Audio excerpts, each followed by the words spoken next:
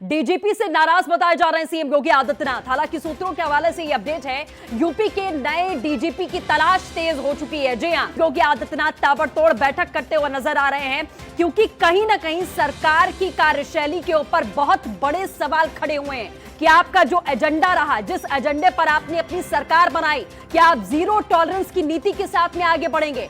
आप अपराध मुक्त बनाएंगे उत्तर प्रदेश को आप उत्तम प्रदेश बनाएंगे। लेकिन आज परिस्थिति यह है, बिकरू कांड के बाद से जिस तरीके की सिचुएशन यूपी में देखी गई, बैक टू बैक महिला अपराध बढ़े, एंटी रोमियो आपने बनाया जो धरा का धरा रह गया, ऑपरेशन दुराचारी आपने लॉन्च कर दिया, अपराधियों के बड़े बड़े बैनर पोस्टर लगाने की बात कर दी। लेकिन जब आप जमीन पर जाते हैं तो स्थिति की तस्वीर कुछ और होती है। मुखिया जो होता है वो डीजीपी है। डीजीपी साहब जिस तरीके से हर मामले पर अपनी चुप्पी बनाए रहते हैं, वो किसी भी मामले पर सक्रियता इस लहजे से नहीं दिखाते जो एक डीजीपी की भूमिका होनी चाहिए। तो पहले से ही सवाल उठते रहे कि आखिरकार डीजीपी की कार्यशैली क्या है, वो शक्ति आखिरकार डीजीपी साहब क्यों नहीं दिखाते हैं? अपने प्रशासन की कमांड उनके हाथ में है और उसको वो इतनी ढील देकर रखते हैं कि आप कोई भी काम कैसे भी कर लें, डीजीपी साहब कोई भी एक्शन लेने के लिए तैयार नहीं रहते हैं। सीधा सीएम कार्यालय से एक्शन आता है, सीधा सीएम ऑर्डर देते हैं, उसके बाद में कार्रवाई होती है। तो यूपी के नए डीजीपी की तलाश बहुत तेजी से हो रही है। ये सूत्रों के हवाले से R9 टीवी आपको बड़ी ब्रेकिंग दे रहा है। डीजीपी हितेश चंद्र अवस्थी जो कल से एक्टिव दिखाई दिए इस मामले में, एसीएस के साथ में वो पहुंचे हुए थे, हाथरस जमीन पर बैठकर नोट डाउन जरूर कर रहे थे। लेकिन अभी भी ये परिस्थिति नहीं बन पा रही है कि डीजीपी साहब की कार्यशैली कैसी रही इस पूरे मामले में। नरेंद्र हमारे सहयोगी हमारे साथ में जुड़ चुके हैं। नरेंद्र, बहुत बड़ी खबर R9 टीवी ब्रेक कर रहा है कि नए डीजीपी की पड़ताल हो रही है। क्या अपडेट है? आप लखनऊ में, विस्तार से बताइए।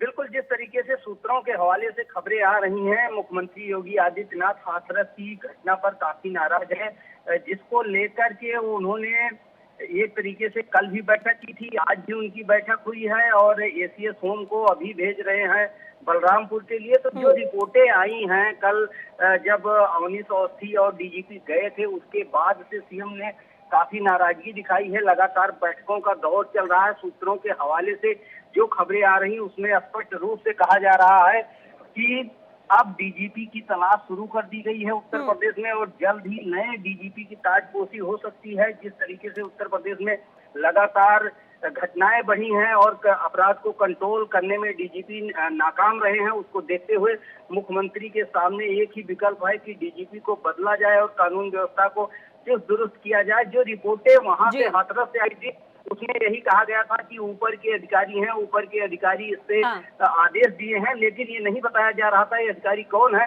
अब शायद उस अधिकारी का नाम सामने आ गया है कि जो लखनऊ से बैठकर आदेश दे रहा था कि लड़की की लाश को जला दो और परिजन जाए या ना जाए तब भी उसका दाह संस्कार कर दो। ये सारी चीजें शायद इसका खुलासा हो चुका है। इसको इसी बात को लेकर सीएम काफी नाराज है और जो खबरें आ रही हैं, जो जानकारियां मिल रही हैं राजधानी लखनऊ में मुख्यमंत्री आवास या कार्यालय से, यही है कि नए डीजीपी की तलाश अब शुरू हो चुकी है। जी बिल्कुल नरेंद्र, क्या ये सरकार की मजबूरी भी है? क्योंकि साख पर लगातार सवाल उठा है, क्योंकि ये वो सरकार है जो हमेशा ये बात कहती आई है कि हम तबादले करने में या निलंबन करने में, बड़े अधिकारियों पर कार्रवाई करने में हम कोई चूक नहीं करेंगे, चाहे वो भ्रष्टाचार की बात हो या अपराध की बात हो। अगर कोई भी अधिकारी ऐसे काम करता है तो हम उसके ऊपर कार्रवाई जरूर करेंगे। और अब इस सरकार की साख पर बहुत बड़े सवाल हैं, विपक्ष जमीन पर उतरा है, जनता में गुस्सा है, उपचुनाव सर पर है, आपको अपनी बिसात बिछानी है, तो कहीं ना कहीं ये इनकी मजबूरी भी बन जाती है। नरेंद्र, देखिए, सीएम योगी आदित्यनाथ लगातार कह रहे हैं कि हमारी सरकार जीरो टॉलरेंस की नीति पे काम कर रही है और उन्होंने पुलिस को बहुत सारी छूटें दी थी, जिससे 100 से 150 से ज्यादा इनकाउंटर भी पुलिस ने किया था, वाहवाही बटोरने का भी काम किया था पुलिस ने।